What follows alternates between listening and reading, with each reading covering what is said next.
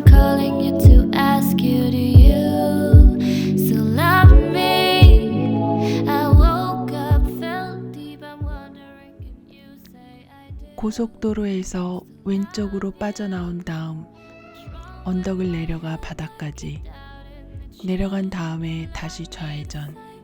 그대로 왼쪽에 서 있어. 길이 Y자로 갈라질 거야. 거기서도 왼쪽. 셋강이 왼쪽으로 나올 거야. 계속 가. 길이 끝나는 곳 바로 앞에 거기 서.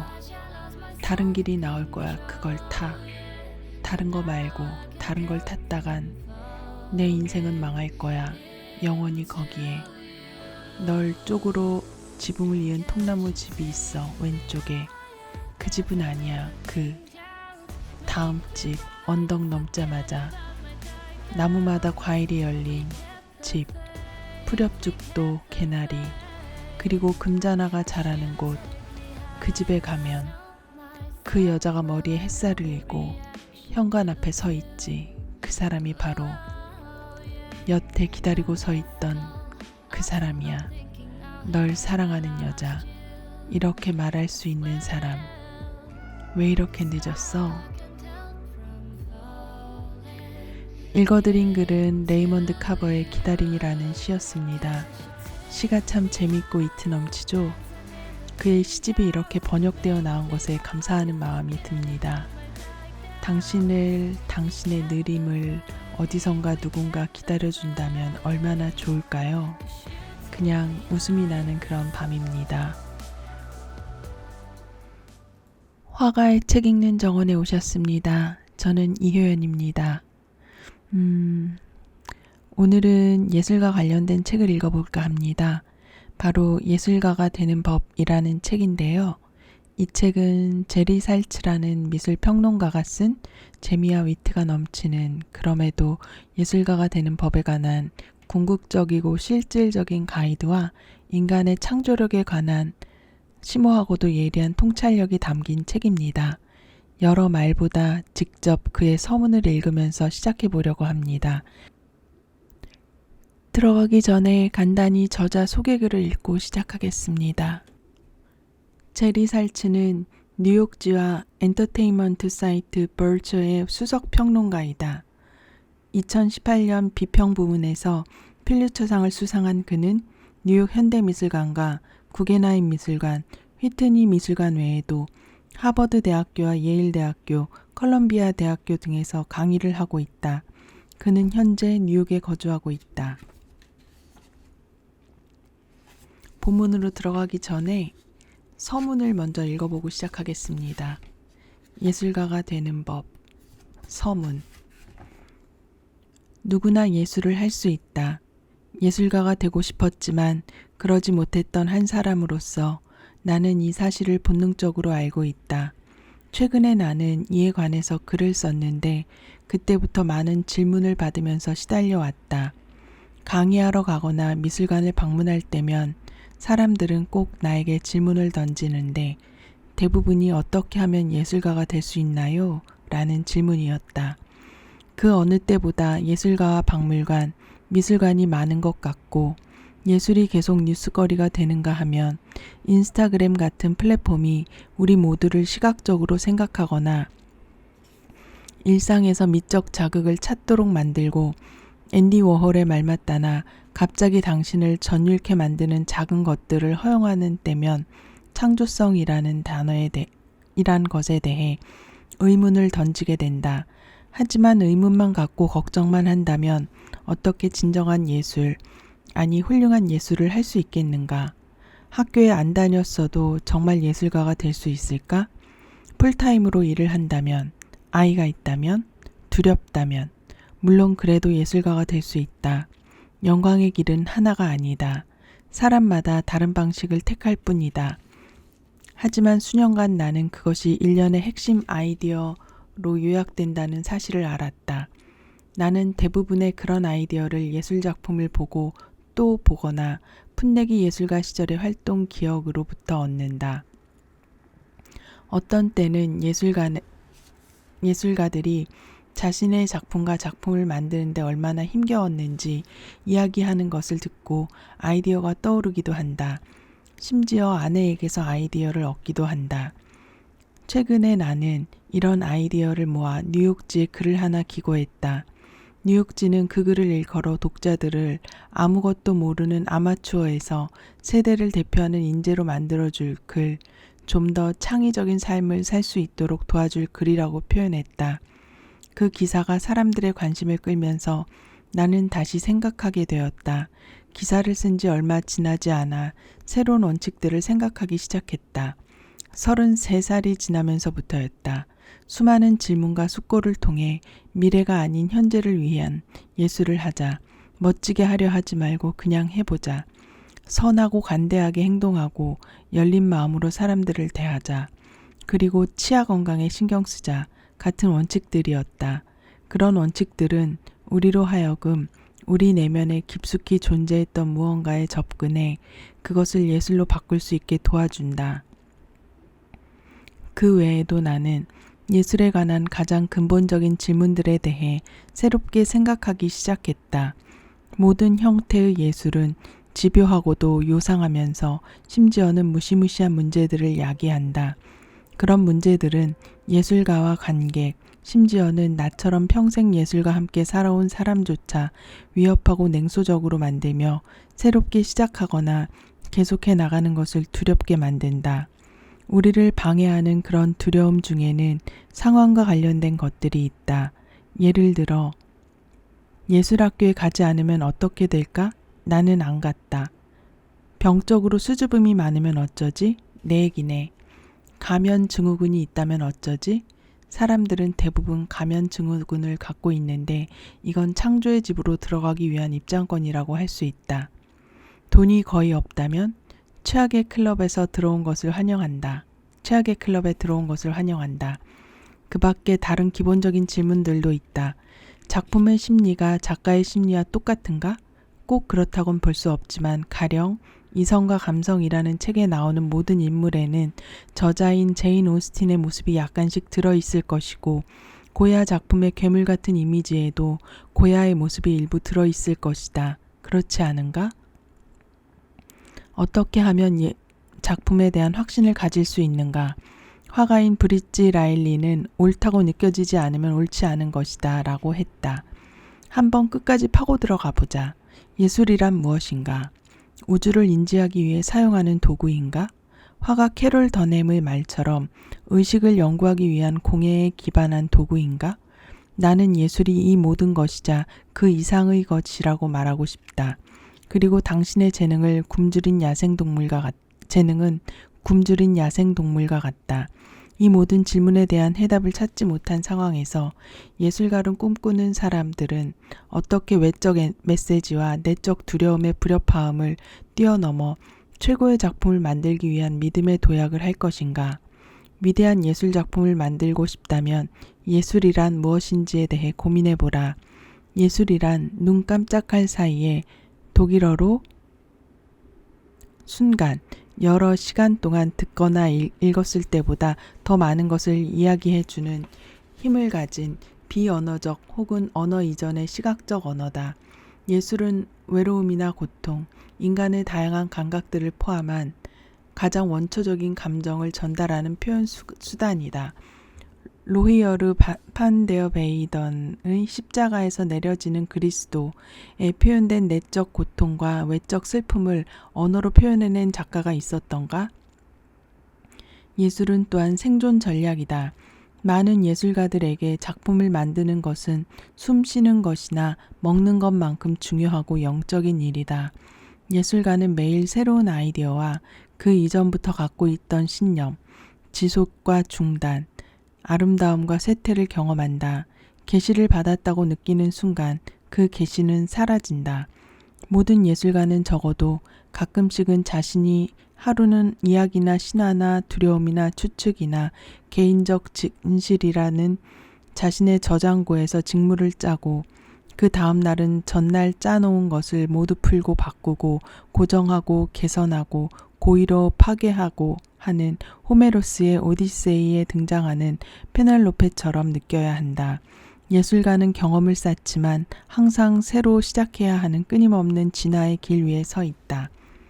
예술가가 된다는 것은 이런 일련의 과정을 받아들인다는 것을 의미한다. 또한 한 번에 하나 이상의 것이 진실일 수 있다는 역설을 받아들이는 것을 의미한다. 예술은 열려 있다. 예술은 설명과 작품 그 자체의 틈 사이에 존재한다. 각각의 예술 작품은 그 자체의 구조적 논리를 따라간다. 이 때문에 예술가와 관객 모두 의심을 품게 되는 것이다. 하지만 의심은 신뢰와 신호다. 의심은 당신을 시험하고 겸손하게 만들고 당신의 삶에 새로움을 허락한다. 무엇보다도 의심은 숨막힐 듯한 확신을 없애준다. 확신은 호기심과 변화를 제거해버린다. 예술가는 새로운 작품을 끝내고 나면 처음 시작했을 때 생각했던 것과 다른 것을 만들었다는 묘한 감정을 느낀다. 이 예상치 못한 놀라운 감정은 우리를 기쁘게 하기도 하지만 실망시키기도 한다. 화가 브라이스 마든의 말처럼 새로운 작품을 끝낼 때까지 당신은 실제로 어떤 작품을 만들어낼지 모른다. 창조의 과정은 예술가가 작품의 관객이 되는 설명할 수 없고 직관적인 구체화의 과정이다. 작가는 작품의 외부에 있고 작품이 어디로부터 오는지 거의 알지 못한다. 신디 셔먼은 예술을 창조하는 건 마치 보기 전까지는 알지 못하는 것을 소환하는 것과 같다고 말했다. 예술가는 뛰어난 관망가이지만 우리의 창조적인 마음은 우리가 작업을 하지 않을 때에도 움직인다. 작업에 대한 두려움으로 움직이지 못하고 움츠러들어 있을 때에도 우리 내면의 삶의 파도와 물결은 마구 휘몰아친다. 모든 예술은 시간이라는 배경과 그것을 만들겠다는 모든 결정의 내외부적 흔적들로부터 힘을 얻는다. 이런 기가 막히게 결정적인 전도를 일으킨다. 즉 새로운 작품이 완성되면 예술가는 작품으로부터 살짝 물러나고 관객이 작품의 참여자가 된다. 관객이 작품을 완성하고 작품을 파괴하거나 재창조하게 된다. 모든 독자는 책을 읽을 때 자기 자신의 독자가 된다라고 마르셀 프루스트는 말했다. 읽고 보고 듣는 것이 바흐의 칸타타나 계속해서 떠오르는 시 또는 평생 다시 보러 가게 되는 그림과 같이 위대한 예술이라면 그 작품들은 접할 때마다 다르게 느껴질 것이다. 이는 무엇을 말하는가? 우리는 단지 눈으로만 뭔가를 보는 것이 아니라 우리의 모든 능력, 즉 직감이나 불안감, 기억, 시간, 공간, 분위기에 대한 느낌, 그 외 많은 것을 통해 뭔가를 보는 것이다. 을에 얘기하는 오감이라는 것도 주관적이다. 내가 보는 이 글자의 색이 당신이 보는 것과 똑같을까? 붉은색의 기적은 무엇인가? 어떤 게 썩은 냄새인가? 어떤 음악이 당신을 슬프게 하거나 신나게 하거나 어깨춤을 추게 만드는가? 이런 감각 도구들이 예술 작품과 상호작용으로 예술 작품을 만든다고 하더라도 결과는 관객의 기억과 육체에서 일어나는 일종의 연금술적 변화이다. 즉 뇌에서 새로운 시냅스가 형성되고 실제 경험과 세상에 대한 지각의 일부가 되는 것이다. 이 책을 통해 나는 당신이 답을 얻을 뿐 아니라 당신과 예술의 관계에 대한 새로운 질문을 던져볼 수 있길 바란다. 예술 작품을 만드는 과정은 유동적이고 변덕스럽다. 이 과정에는 크고 작은 깨달음과 켜짐과 꺼짐, 끊임없이 변화하는 상징과 구조가 수반된다. 예술의 언어는 순수하게 비언어적이고 추상적이지만 의미를 전달하고 기억에 영향을 미치고 우리 삶을 변화시키는 힘을 갖고 있다.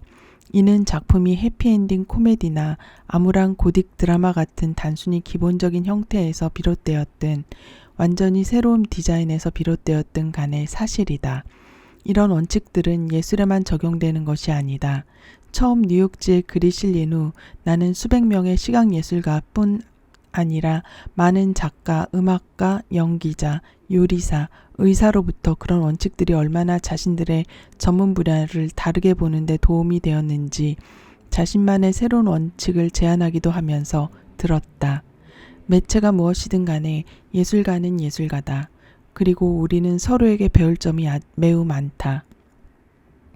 예술가가 되고 싶다면 이 말을 기억하기를 바란다. 아무것도 하지 않으면 아무 일도 일어나지 않는다. 하지만 무언가를 하면 어떤 일이든 일어날 수 있다.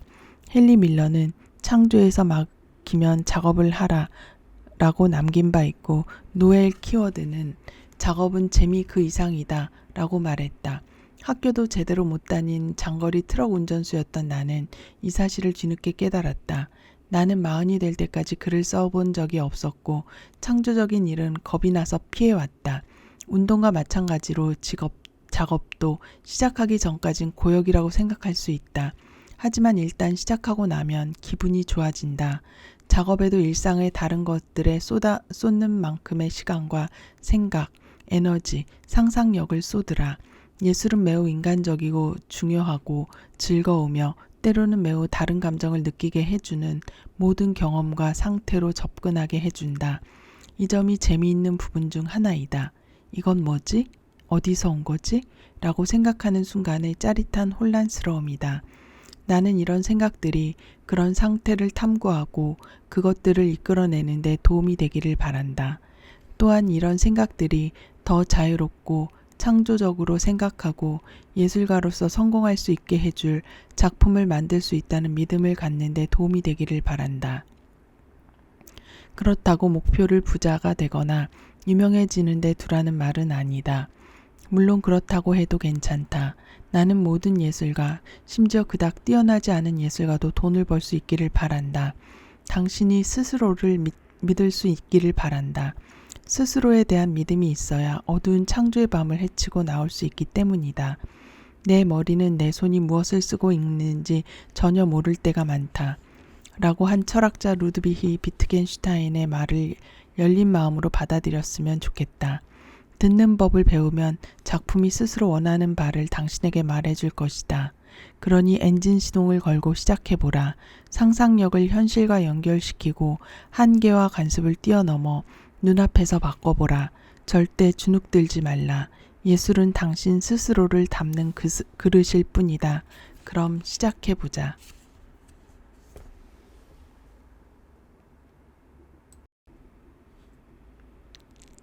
네, 그러면 이제 본문으로 들어가겠습니다. 이 책은 전체가 63개의 짧은 글이 6개의 커다란 챕터로 묶여서 나와 있습니다. 그 중에 부분적으로 제가 마음에 들었던 부분을 발췌해서 읽도록 하겠습니다. 1. 부끄러워하지 말라.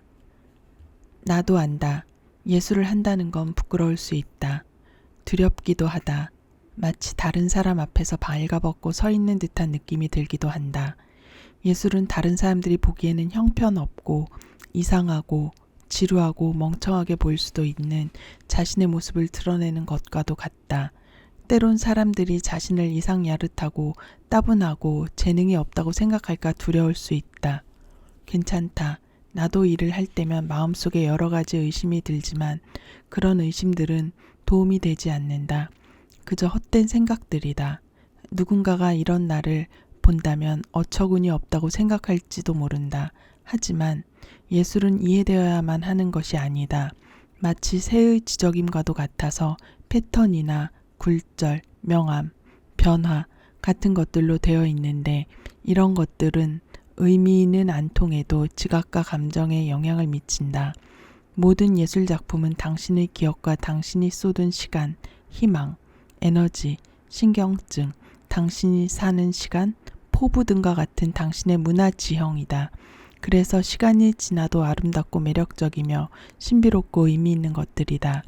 자신이 하는 예술이 말이 되냐 마냐는 걱정하지 마라. 작품이 더 빨리 이해될수록 사람들은 더 빨리 흥미를 잃는다. 훌륭한 작품을 만들려고 하지 말라. 창조한다는 생각해서 시작해야 한다.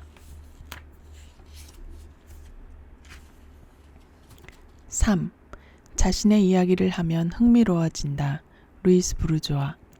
루이스의 말에 동의한다. 다른 사람들이 정의 내린 기술이나 아름다움에 얽매이거나 고상하거나 저급하다는 기준에 구속되지 말라. 익숙한 길에서만 머물러선 안 된다. 그어진 선 안쪽으로만 그리는 것은 아기들이나 하는 짓이고 확실한 것을 더해가는 것은 회계사에게나 어울리는 일이다. 뭐든 하면 할수록 능숙해지고 실력이 좋아지기 마련이다. 하지만 자신의 이야기를 한다고 해서 반드시 박수를 받으리란 법은 없다. 관객의 관심을 끌 수 있어야 한다. 뭐 하나 했다고 해서 관심을 끌 수 있을 거라고 기대하지는 말라. 예술가가 단 하나의 작품으로 자기 자신을 모두 표현하거나 새로운 작품으로 자신의 모든 면을 다 보여줄 수 있는 것은 아니다. 자신이 확실히 무엇을 하고 있는지 보고 확인하고 따라갈 수 있을 만큼 작품에서 약간 떨어져 거리를 두어야 한다. 차근차근 시작하라. 그리고 그런 작은 걸음걸음에서 즐거움을 찾으라. 작품을 만들 때는 자신의 것으로 만들어야 한다.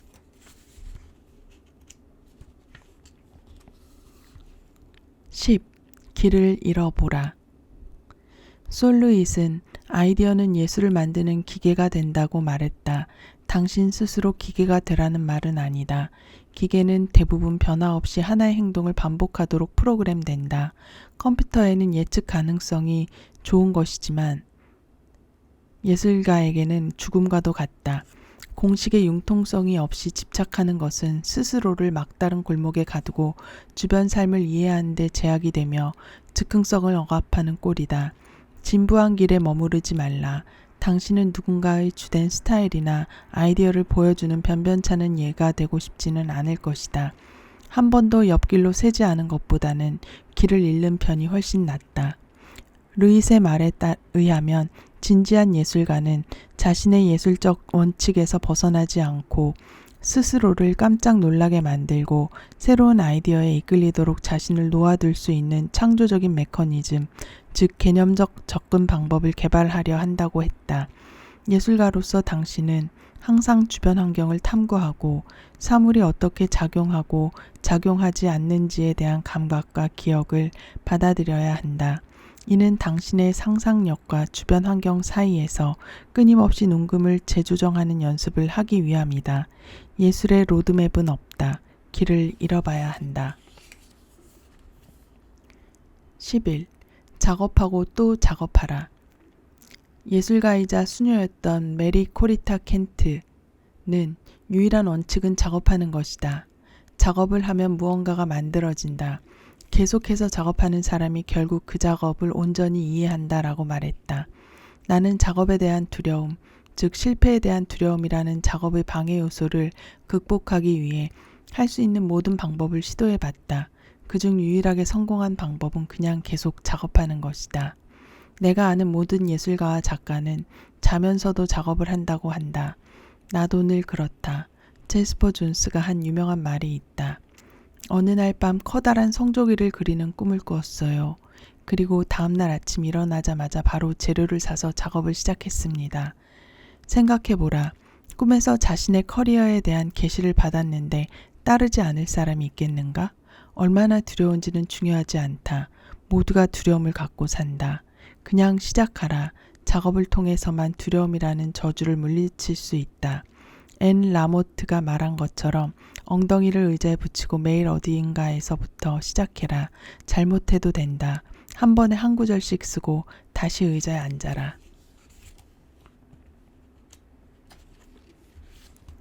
14.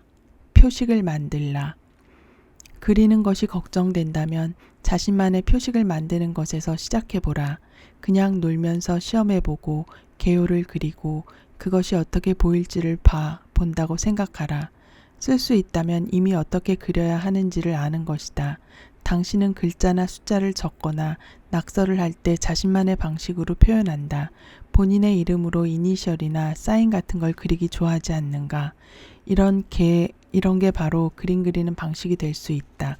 이런 표식을 그릴 때에는 손과 손목, 팔, 눈과 귀, 후각이나 촉감에서 오는 물리적 반응에 주목해야 한다. 하나의 표식을 그리고 나서 다음 표식을 그리기 위해 연필을 들어 올리기까지 얼마나 오래 걸리는가? 연필을 들어 올리는가? 아니면 표면에서 떼지 않고 그냥 그 자리에서 꺾어서 그리는가?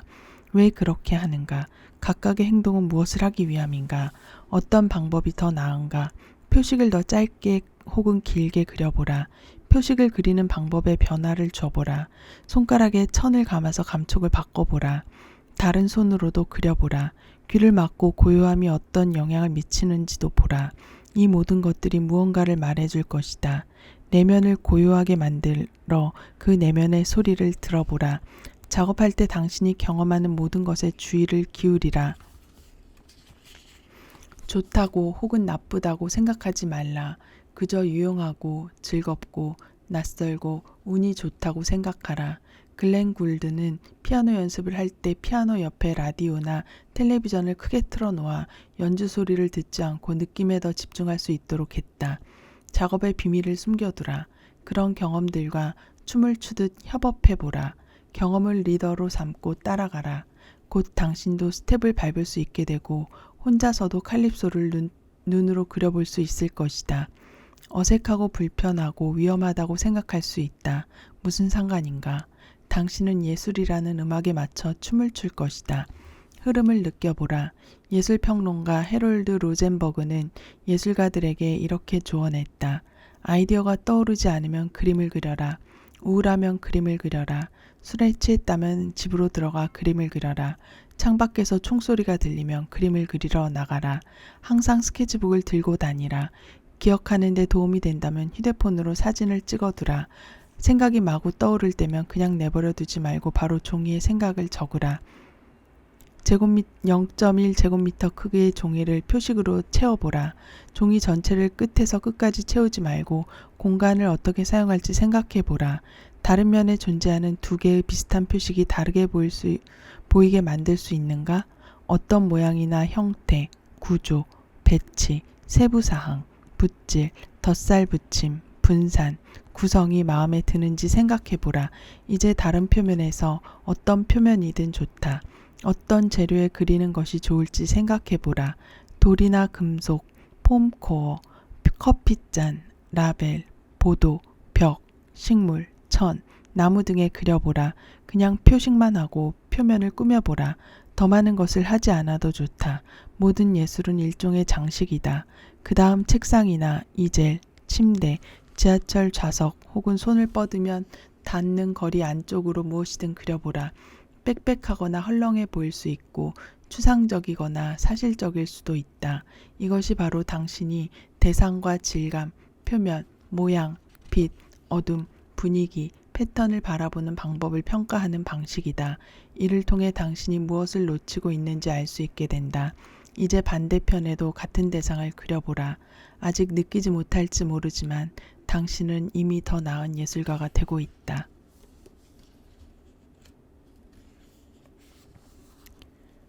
19. 재료의 생각을 내재시키라. 이 말은 무슨 의미인가? 대상이 생각과 감정을 표현해야 한다는 것이다.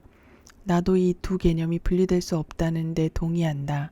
예술가로서 당신의 목표는 단순하건 복잡하건 간에 이런 생각과 감정을 보는 이가 느끼도록 물리적 재료를 사용하는 것이다. 재료는 기존에 비어있던 공간을 새로운 의미, 시간이 지나면서 계속 변화하는 의미로 채울 수 있는 가능성을 갖고 있다. 에릭 피슬은 말로 할 수 없는 것을 그리고 싶다고 했다. 어느 예술가나 어느 정도는 그런 노력을 하고 있다. 오일과 캔버스로 작업하는 예술가도 있고 돌과 끌로 작업하는 예술가도 있다. 갤러리나 미술관, 광장을 이용하는 예술가도 있고 공연이나 디지털 신호, 도시의 벽, 사막의 바위, 끈, 철, 유리, 진흙을 이용하는 예술가도 있다. 내 재료는 단어와 문장, 비유와 추측이다. 거기에는 내가 생각하고 느끼는 방식이 내재되어 있다. 자신이 고른 재료로 그렇게 할 수 있다면 보는 이가 작품을 잘못 이해한다고 하더라도 그들로 하여금 명백히 당신 작품이라는 것을 느끼게 할 것이다. 이는 당신의 재료에 힘과 에너지를 줄 것이다. 재료를 완전히 이용하지 못하면 작품 속의 아이디어가 부족해질 수 있다. 벽에 붙이는 메모지가 아이디어를 보완해 줄 것이라고 생각하지 말라. 얼마 전 나는 미술관에 가서 흑백으로 찍은 지루한 구름 사진을 보고 있었는데 직원이 다가와 말을 걸었다. 이 사진은 미주리주 퍼커선에서 찍은 사진이에요. 경찰의 폭력과 저항을 다룬 작품이죠. 나는 기분이 좋지 않아 그를 쳐다보며 말했다. 아니요, 그렇지 않아요. 그냥 구름 사진이고 아무것과도 관련이 없어요. 사진으로 봐도 그리 흥미롭지 않네요. 예술 작품은 설명에 의존할 수 없다. 작품 안에 의미가 담겨 있어야 한다. 프랭크 스텔라는 그림이 좋은 아이디어가 들어있는 것이 아니다. 그림에 좋은 아이디어가 들어있는 것이 아니다. 단지 좋은 그림이 있을 뿐이다. 라고 말했다. 그림이 아이디어다.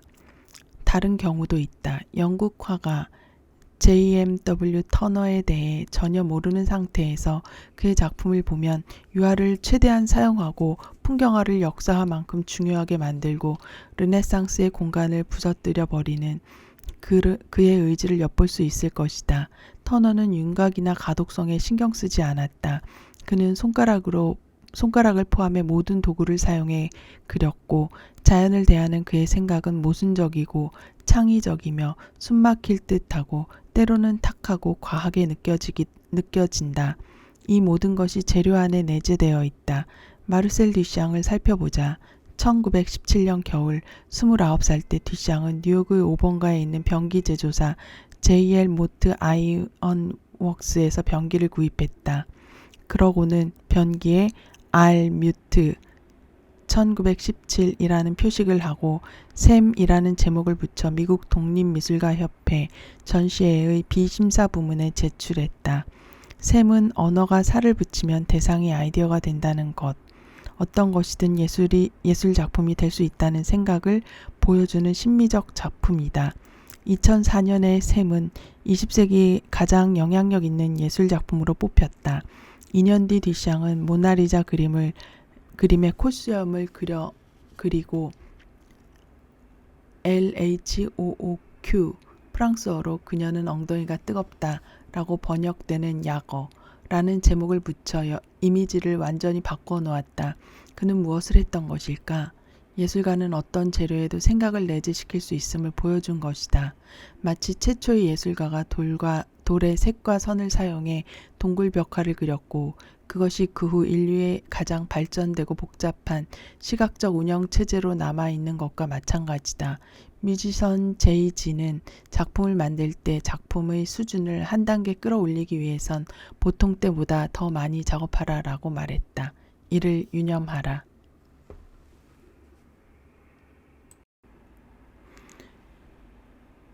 네, 앞에서 촘촘하게 읽었던 탓에 뒷부분은 조금씩 건너뛰고 두 장만 더 읽도록 하겠습니다. 예, 저작권과 관련되어서요. 네. 34. 일관성을 갖지 말라. 다채로움, 유연성, 실험성, 다양성 이런 것들은 모두 작품에서 본질적인 것들이다. 그렇다고 당신이 만든 모든 새로운 작품이 이전 것들과 완전히 달라야 한다는 의미는 아니다. 항상 달라야 한다고 생각한다면 이는 당신이 두렵거나 게으르거나 뭔가 보여주려고 하는 허세에 떠는 사람이라는 표시다. 조심하라. 일관성이 없다는 것의 진정한 가치는 밀란 쿤데라가 말한 갑작스러운 밀도를 낳는다는 점이다. 이는 곧 당신에게 새로운 방향을 열어주는 어떤 특이함과 변화라는 기회가 작품에서 나타나는 순간이다. 다양성은 작품의 숨을 불어넣는다. 독재를 몰아내고 익숙하지 않은 것에서 매력을 발견하도록 돕는다. 하고 싶은 것은 무엇이든 시도해보라. 다른 크기의 다른 도구나 재료를 갖고서 다른 주제를 시도해보라. 당신은 제품을 만드는 것이 아니다. 일반적으로 선택하는 방향에서 멀리 벗어난다고 두려워하지 말라. 내면에 있는 야수의 욕구를 충족시키라. 이는 당신이 새로운 의미체계, 새로운 조합과 예상치 못했던 연대를 할 수 있는 방법이다. 다시 말해, 세 장 안에 갇히지 않을 방법이다.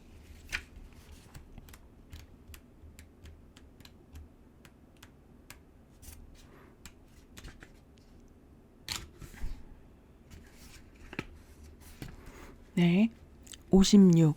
예술은 진실을 말하는 거짓말이다. 파블로 피카소.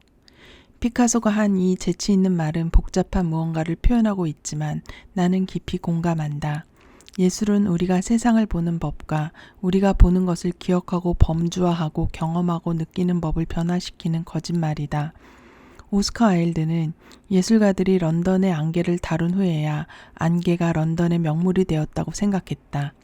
많은 사람들이 20세기 초반 로스앤젤레스의 이미지는 레이먼드 챈들러가 만들었다고 이야기한다. 프란시스코 포드 코폴라는 우리에게 마피아와 베트남전에 대한 환상을 갖게 해주었다. 신이 아담을 우리가 하는 방식으로 창조했다고 상상하는 이유는 적어도 어느 정도는 미켈란젤로가 그린 그림 때문이다. 세상의 4대 성서인 토라, 성경, 코란, 베다가 강력한 이유도 어쩌면 그 책들이 매우 훌륭하게 쓰여져서 사람들이 그 안의 인물을 숭배해서 그들을 위해 살고 죽고 죽이고 싶어하기 때문일 것이다. D.H.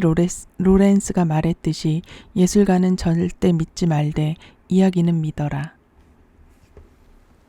네, 이렇게 해서 예술가가 되는 법이라는 굉장히 가볍지 않은 내용을 참 어렵지 않은 말들로 잘 쓰여진 책이라고 생각합니다. 한 장 한 장이 너무나 와닿고 재미있었는데요. 다 읽지 못한 부분은 여러분도 한번 이 책을 읽어보시기를 권하고요. 네, 이 책을 쓴 저자 제리 살츠는 아까 본문에서도 잠시 나왔지만 40살이 될 때까지 트럭 운전사였다고 합니다. 그러던 사람이 퓰리처상을 받고 가장 영향력 있는 세계적이고 명망 있는 미술 평론가가 되었는데요. 그의 그런 촌철살인 같은 글들이 여러분에게 조금 더 가닿는 시간이 되었으면 좋았겠습니다. 네, 그럼 이것으로 두 번째 팟캐스트 시즌2를 여기서 마치겠습니다. 감사합니다.